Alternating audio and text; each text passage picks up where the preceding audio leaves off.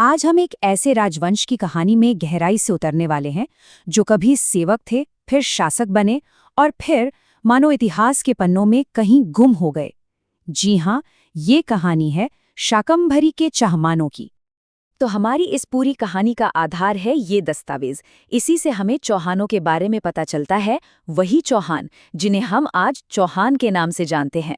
तो चलिए साथ मिलकर उनके इस पूरे सफर को देखते हैं, एक बहुत ही साधारण सी शुरुआत से लेकर उनके शानदार अंत तक।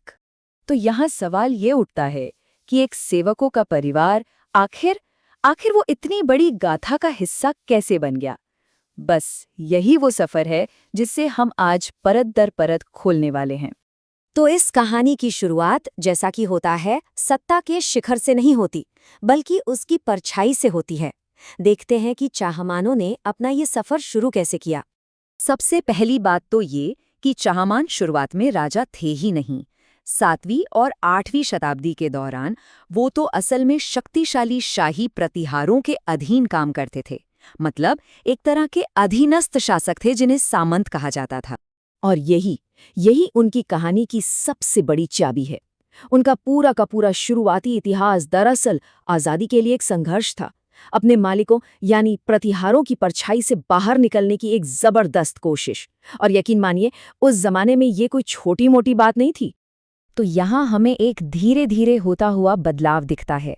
शुरुआत होती है वासुदेव से, जिन्होंने इस शाखा की नींव रखी। फिर गोविंदराज जैसे शासक आए जो वफादारी से अपने स्वामी की सेवा करते रहे। लेकिन 10वीं सदी में वाकपति राज नाम के एक शासक ने तय किया कि बस अब बहुत हुआ। उन्होंने मौजूदा हालात को चुनौती दी और बस यहीं से कहानी में असली मजा आना शुरू होता है। और बस यही वो एक पल था जिसने सब कुछ बदल कर रख दिया। हुक्म न मानने का ये एक काम चाहमानों को एक बिल्कुल ही अलग रास्ते पर ले गया। ये एक तरह का ऐलान था कि भाई अब हम किसी के अधीन नहीं रहेंगे। ये एक आजाद शक्ति के तौर पर उनके उभरने की शुरुआत थी।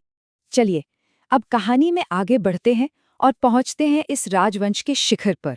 यहाँ हम बात करेंगे एक ऐसे शासक की जिनका नाम आज भी पूरे उत्तर भारत में गूंजता है।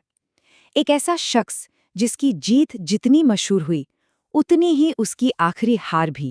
जी हाँ, ये शासक थे पृथ्वीराज चौहान। और उनकी कहानी तो 2 बड़ी लड़ाइयों से जुड़ी हुई है। पहली थी तराइन की लड़ाई। इसमें उन्हें एक शानदार जीत तो मिली, लेकिन उनसे एक बड़ी रणनीतिक चूक हो गई। उन्होंने अपनी उत्तर पश्चिमी सीमाओं को मजबूत नहीं किया और इस एक भूल का नतीजा बहुत ही भयानक निकला। तराइन की दूसरी लड़ाई में न सिर्फ उनकी हार हुई, बल्कि वो और दिल्ली के उनके प्रमुख गोविंदराज दोनों ही मारे गए। लेकिन पृथ्वीराज की विरासत को सिर्फ जंग के मैदान से नहीं आंका जा सकता। वो कला और संस्कृति के भी बहुत बड़े संरक्षक थे। उन्होंने विद्यापति, जनार्दन जैसे कई विद्वानों और कवियों को अपने दरबार में जगह दी, जिससे उनका दरबार ज्ञान और कला का एक बड़ा सेंटर बन गया था। और जानते हैं, कला के लिए इसी प्यार ने उनकी कहानी को हमेशा हमेशा के लिए अमर कर दिया। उनके ऊपर 2 महान कविताएं लिखी गईं, पृथ्वीराज विजय और पृथ्वीराज रासो। और खास तौर पर जो पृथ्वीराज रासो है ना, जिसमें संयोगिता के साथ उनके प्रेम की कहानी है, उसने तो उन्हें सिर्फ एक सैन्य लीडर से उठाकर एक लोकनायक बना दिया। एक ऐसा हीरो जिसकी कहानियां आज भी घर घर में सुनाई जाती हैं। तो अपने सबसे प्रसिद्ध राजा के गिरने के बाद ये राजवंश अपने आखिरी दौर में दाखिल होता है। ये कहानी है पीछे हटने की और आखिरकार खत्म हो जाने की। तराइन में हार के बाद ऐसा लगा मानो इतिहास खुद को दोहरा रहा हो। जो विजेता था मोहम्मद घोरी, उसने पृथ्वीराज के बेटे को हुकूमत करने की इजाजत तो दे दी, लेकिन एक आज़ाद राजा की तरह नहीं, बल्कि अपने सामंत के तौर पर। सोचिए, पीढ़ियों के संघर्ष के बाद चाहमान वापस वही आ खड़े हुए थे जहां से उन्होंने शुरुआत की थी, एक बार फिर किसी के अधीन। और यहाँ से उनका पतन बहुत तेजी से हुआ। जब राजकुमार एक सामंत की तरह राज कर रहा था, उसी वक्त उसके अपने चाचा हरिराज ने बगावत कर दी। इससे राजवंश अंदर से और भी ज्यादा कमजोर हो गया। इसी घर की लड़ाई के चलते राजकुमार को रणथंबोर पीछे हटना पड़ा। और हालांकि चाहमानों की एक ब्रांच वहां कुछ समय तक चलती रही, लेकिन ये उस मुख्य वंश का अंत था। और फिर आती है वो आखिरी तारीख, वो पल जब इस कहानी पर पर्दा गिर गया। साल था 1301। अलाउद्दीन खिलजी ने रणथंबोर पर कब्जा कर लिया।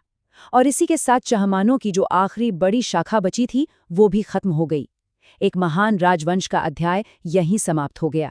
तो जब हम चाहमानों की इस पूरी कहानी पर नजर डालते हैं, सामंतों से शासक बनने तक और फिर वापस उसी स्थिति में पहुंचने तक, तो ये हमें एक बड़े दिलचस्प सवाल पर लाकर छोड़ देती है। किसी भी विरासत को आखिर आंका कैसे जाता है? क्या उसकी सबसे बड़ी कामयाबियों से, उसके शिखर से, या फिर उसके आखिरी पतन, उसके अंत से? शायद चाहमानों के मामले में इसका जवाब दोनों में ही छिपा है।